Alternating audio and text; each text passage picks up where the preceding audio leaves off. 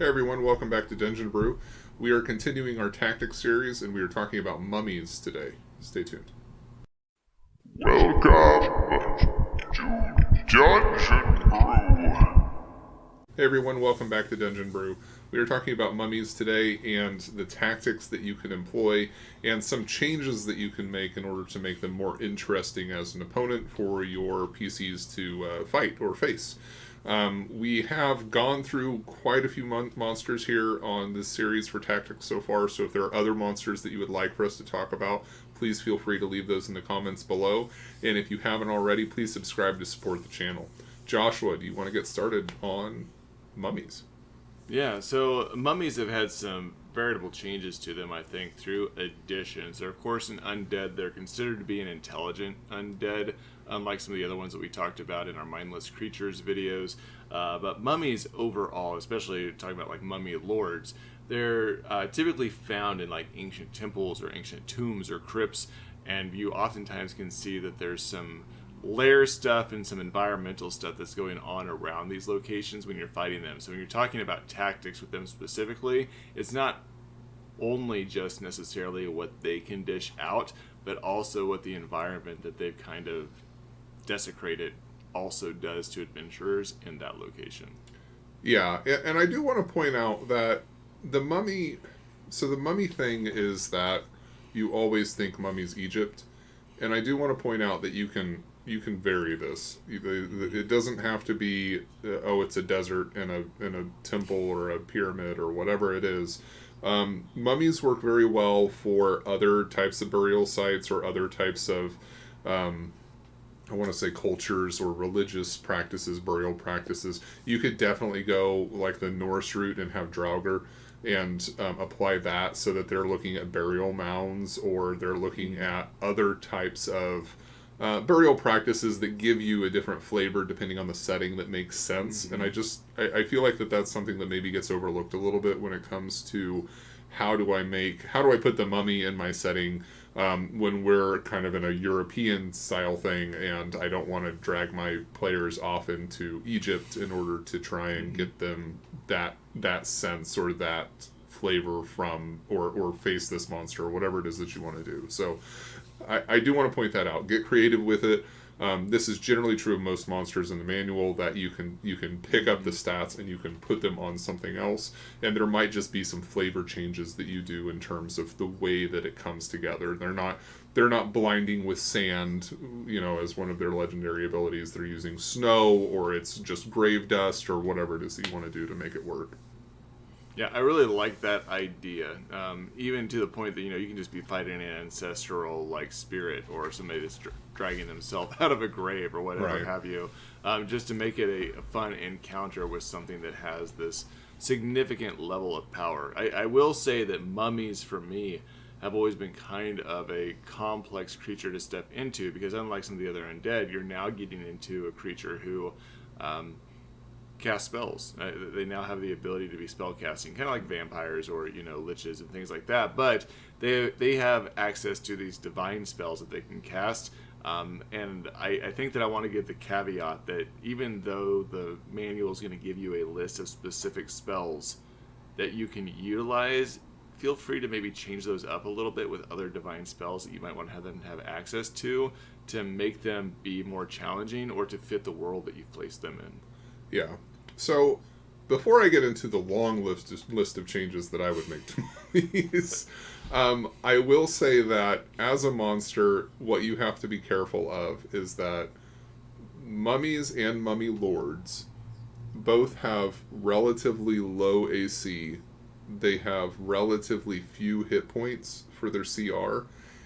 Most of their challenge comes from the effects that they employ. Their special abilities. This is where most of this comes from. So they can become very trivial very quickly. Particularly like the Mummy Lord, it has less than 100 hit points. It has a 70 AC. And it's a CR 15 is the thing. Like, it's a CR 15, which means that if it loses initiative and it's in too close a proximity, it may be dead before it even gets to go. which is very disappointing as, you know, a boss fight or a legendary creature type fight. So be very cautious about where you deploy the Mummy Lord in particular, and make sure that it has mummies with it. Give it a long list of minions. Give it a bunch of additional fodder to give it the opportunity to be a threat at some point during the fight.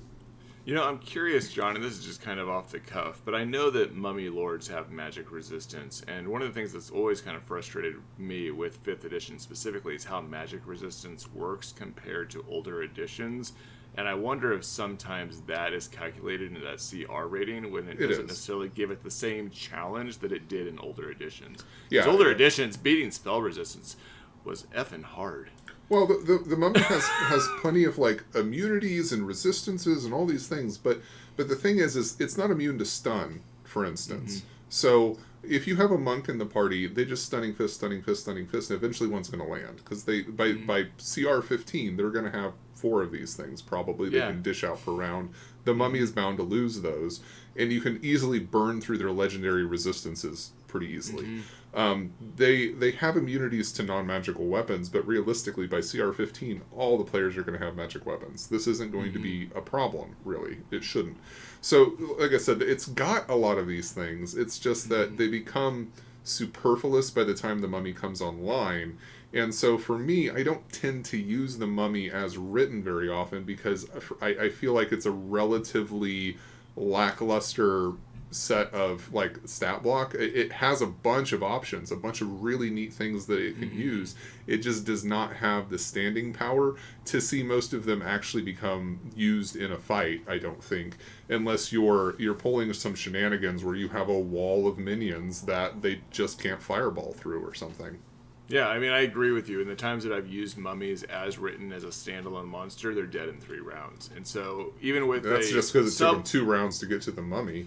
Exactly. But I'm saying that even with an impressive spell list of things I could potentially unleash, I only get to cast a few of those. And trying to choose what's the best spell that I'm going to cast with this mummy when it's going to be dead in 3 rounds to help hopefully give it a little bit more longevity is very complex, which is why what you're saying is so important. So tell us, what are some of the changes you would make to make a mummy lord, who should be a boss battle, be a boss? Well, for one, exactly what you said, which is change up the spell list. The spells it has are very useful in many regards. Hold person, you're locking down the melee combatants on the other team. Most of the time, stun is where you want to go if you want to get rid of a fighter or a barbarian or whatever. It has silence. That's great for dealing with casters. The problem is you can't cast both at the same time, which means that he's going to be in trouble as soon as, like, he can try and stun them or try and use hold person, but then he's getting blasted by spells. He can try and silence them, but then he's getting dealt with by the melees, the melee combatants. So there's not really a good way either way on those.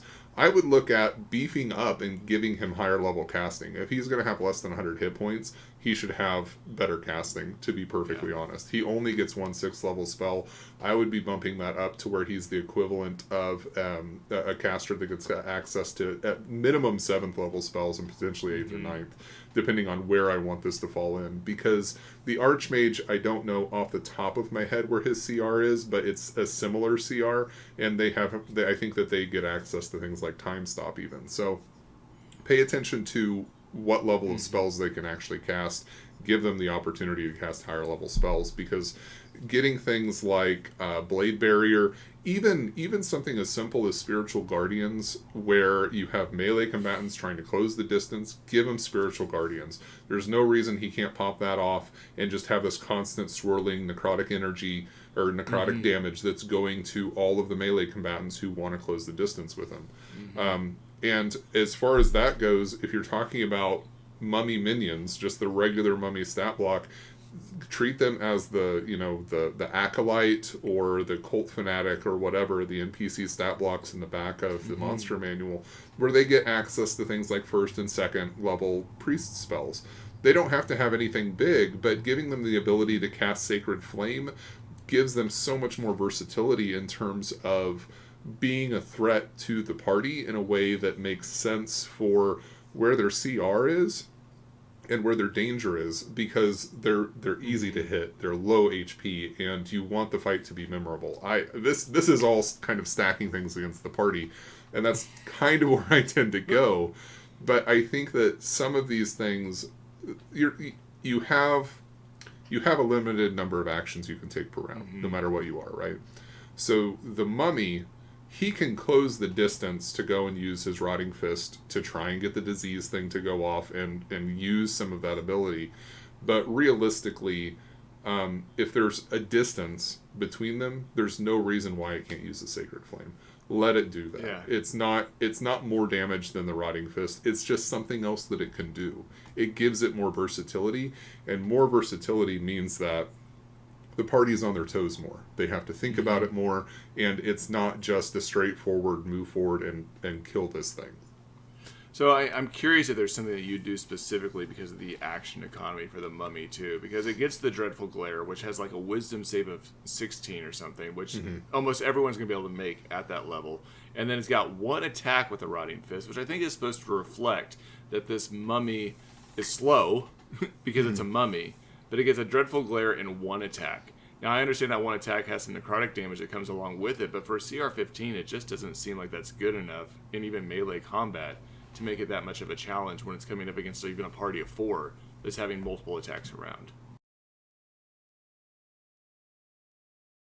Okay, so yeah, in regard to this, it does have the single attack, but it's doing 96 points of damage. It's doing a good chunk of damage. Its biggest thing is trying to use its mobility, which is the Whirlwind of Sand. It's trying to relocate. So it doesn't want to be in melee combat. It wants to be... It's kind of the same thing as we talked about in the Dragon video, where it's like, if it closes in with opponents, or they're threatening it too much, it should Whirlwind of Sand and move to a different location, and then go from there and start casting spells and using its abilities again. Yeah. But this is kind of in contrast, really, because it's got this Rotting Fist, which is a melee ability, and then it also wants to be at a distance casting spells, and I think that the stat block is in disagreement with itself because of that.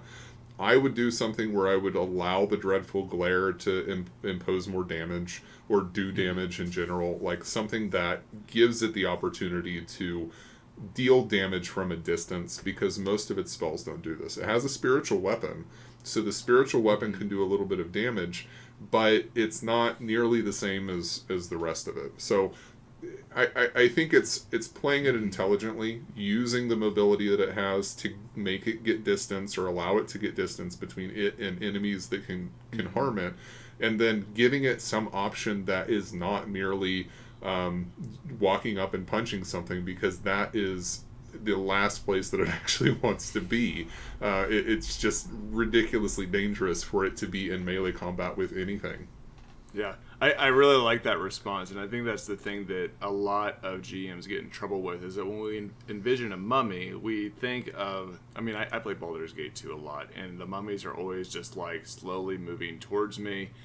They're always coming up to hit me or use a slam attack of some kind, and that's how I think of mummies when I'm even playing D&D. Instead of recognizing this is a mummy lord is a spell caster. They don't want to be in that combat. They want to sit back and cast their spells and keep themselves out of melee. And really, that Rotting Fist, whatever it's called, attack is like a last resort to like hit and get out. Yeah, and that's why I was saying that I would definitely increase their spell capacity and the spells that they have access to. Give them something like Firestorm and change half the damage to Necrotic instead of Radiant. Give them other options that make it feel like they are dangerous, and you want to close that distance, and you want to disrupt their spellcasting, because at the moment, most of the spellcasting they have are hindrances that affect only half of the party at most, and for the most part, they can pretty much be ignored until you're in close proximity to them. So it's better for the entire party to just keep their distance and fire from range, and then allow their fighter, who has 3 attacks or something by this point, to close the distance and do 40 or 50 points of damage, because that's half of the mummy's life pool, which is a little bit ridiculous. And that's what I was saying, like at the start of the video, is that if it rolls bad on initiative, it could potentially just be dead before it ever actually gets a turn, which is very unfortunate. Yep. One thing that I always thought about adding with mummies too, because I mean they do have a rejuvenation. If they go down, they get a new body after so much time. And I don't know if this is how I would build this in there, but I've always thought about having them have like minions, mummy minions, that as like a last resort thing. If they're losing, they're able to kill the minions around them and suck up their life to rejuvenate their own life. Yeah, I think that's fun. I think that's a fun option where it's like they're ignoring the minions, they're after the Lord. Well, the Lord just does his whirlwind, goes next to several of them, and then sucks up their life forces, and then he's back to new again. It's like you better deal with the minions because otherwise he's going to keep rejuvenating. I like that. It makes for a longer, more epic battle. And again, all of this stuff should kind of be measured against the experience of your party, the number of members of the party, those types of things, because you can easily overwhelm a party of, newer players or players who don't have as much experience with, undead or powerful undead or spellcasting, those types of things. Or if you have a smaller party, the action economy is very important. You can't throw a mummy lord in there with 10 mummies and expect a party of 3 to do well against that. There's too many actions on the enemy side for them to be able to deal with. So keep those things in balance. Make sure that you're paying attention to them, so you end up with a fun encounter, but a challenging encounter at the same time. Yeah, you throw out that many mummies against 3 players, you're going to be re-rolling characters come next session. Yeah, that's 600 hit points worth of damage that they're going to have to do in order to be able to clear the field, and I don't think that's probably going to happen. No. All right, thank you guys so much for hanging out with us here again on Dungeon Brew. Make sure you hit that like and subscribe button and the little bell so you're notified, and we will talk to you guys again next time. Dungeon Brew.